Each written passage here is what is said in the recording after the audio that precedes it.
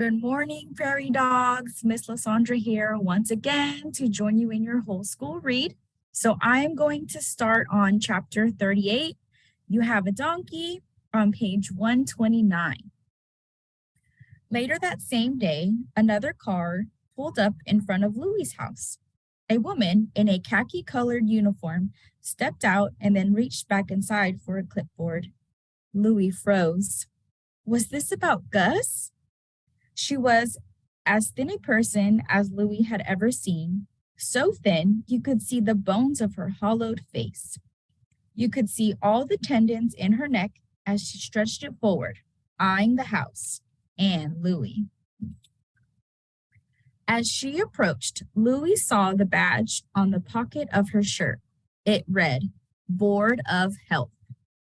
Beneath that was a small photo of the skeletal woman's face and a name, Dolores.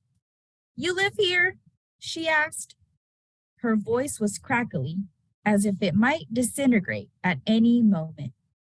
Yes. Your parents home? Yes. Dolores checked her clipboard. You have a donkey? Yes. Dolores tapped her clipboard with a pen and shook her head. Can't have donkeys here. It's only a little one, no bigger than a dog. From the backyard, sensing the stranger, Winslow let out a loud, croaking, honking, eeyar, eeyar. Oh my, that sounds like a donkey, all right. Dolores started down the driveway towards Winslow's pen as he continued to bray loudly and obnoxiously. Can't have donkeys here, Dolores repeated. Health hazard. But he's very healthy, Louie said. Want to pet him? Oh, no. No, I do not. Excuse me. Health hazard. Her dark eyes were like tiny marbles set back in her eye sockets. Ticks, fleas, fungi, not to mention the bacteria in the feces. It was difficult to hear over Winslow's loud protest. In the what? Louie asked. The feces. The who? What is your procedure for dealing with the feces? Ear honka-ah. Winslow did not like this stranger. His mouth was right up against the fence, yelling at her. From next door came the sound of the crying baby and the unmistakable voice of Mrs. Tooley. Shut that thing up! Shut it up now! Ah, Dolores said. Complaints. I need to speak to your parents. She turned to the house and knocked on the back door. Louie stayed outside as she spoke with his parents. Maybe she was only doing her job, he thought, but she didn't even seem to notice how cute Winslow was. She didn't know that he had struggled to survive, nor that he could be gentle and loving. She didn't notice that he had no ticks or fleas or fungi. She didn't care. Louie hoped he would never have a job like hers, but if he ever did, if he was forced, say, to have a job like that, he would look the animal in the eye and he would kneel beside it, and he would listen to the boy or the girl who was with the animal, and he would never be cold or cruel or dismissive of the boy or girl or animal. Chapter 39, Follow Me. Louie had never been to Nora's house. He knew what street she lived on and that it was a short one, but he did not know which house was hers. Winslow, wearing a new halter, was at his side. Louie walked the length of her street, hoping that maybe she would be outside, and then turned and walked back down the other side, kicking at pebbles along the way. Stupid animal control officer, stupid board of health, stupid regulations. He sensed that Winslow, at his side, sympathized. Stupid Mrs. Tooley, stupid crying baby. Hey, Louie! It was Nora, standing at the door of a small white house. She came down the walk, pulling on her jacket. This way, she said, motioning to a path across an empty lot. Nora paused to stroke Winslow's head and to let him slobber on her sleeve. And then she led the way through the lot and out onto a narrow dirt road. It's a shortcut. Been here before? Louis was disoriented. No, I don't think so. Where does it end up? Follow me. You'll see. There were not many homes along the dirt road. Most were small and old. Some were trailers and some abandoned. You've never been back here? Nora asked. I don't think so. Maybe a long time ago. I don't know. Where does it end up? The dump. Oh, and then the main road is on the other side? Yes. They were not far along when Winslow stopped, alert, and brayed loudly. A dog chained to a tree in one of the yards barked ferociously in return.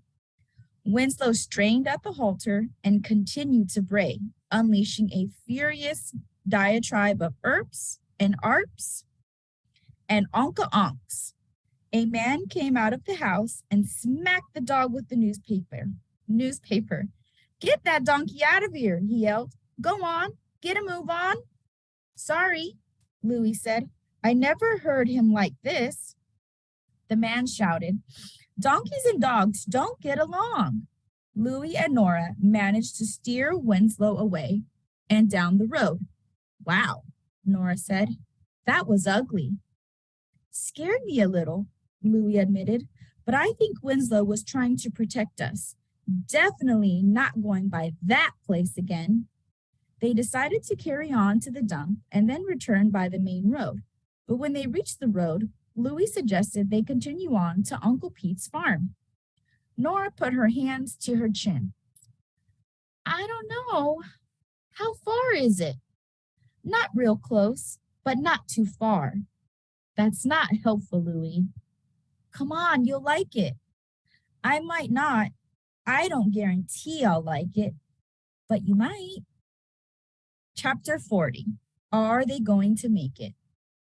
A long, wide dirt driveway led up to Uncle Pete's clapboard farmhouse. Louis steered Nora and Winslow around the side toward the red barn in the back. Louis's ears perked up, swiveling this way and that, taking in the sounds of the cows and the pigs and the sheep and the chickens. A lively barn song of moos and oinks and baws and cackles. Winslow pranced and leaped, eager to investigate. Nora's hands were pressed to her cheeks. I don't know, she said. I don't know if I can do this. Uncle Pete waved to them from a tractor. Hey there, go on, wander around, check out the newborn lambs and calf. I'll be back soon. And he rumbled off on the tractor into an adjacent field. In a smaller pen, separated from the rest of the sheep, was an ewe and her twin lambs, so tiny and scrawny, with short, sparse white hair revealing pink skin beneath. One lamb was standing and stumbling about, and the other was curled against its mother. That looks so much like Winslow when you got him, Nora said. Was Winslow really that little and that scraggly? He was, remember? Winslow pressed his nose against the wire pen and made the softest sound, a little like the please he had first uttered on the day that Louis's father had brought him home. The ewe lifted her head, acknowledging Winslow, and answered him with a single bah before she bent her head to the newborn. The other newborn stumbled this way and that until it collapsed against its mother, joining its twin. Are they going to make it? Nora asked. I hope they're going to make it, but they seem so frail, don't they? That's how they all are at first, Louis said, surprising himself with his own confidence. He had seen dozens of newborn lambs in the past, and he had often felt as Nora did now. Will they make it? They seem so frail. But they had all made it, all except one or two, and Winslow had made it, and he, Louis, had made it. All right, readers, thank you so much for joining me. Until next time, have a great day.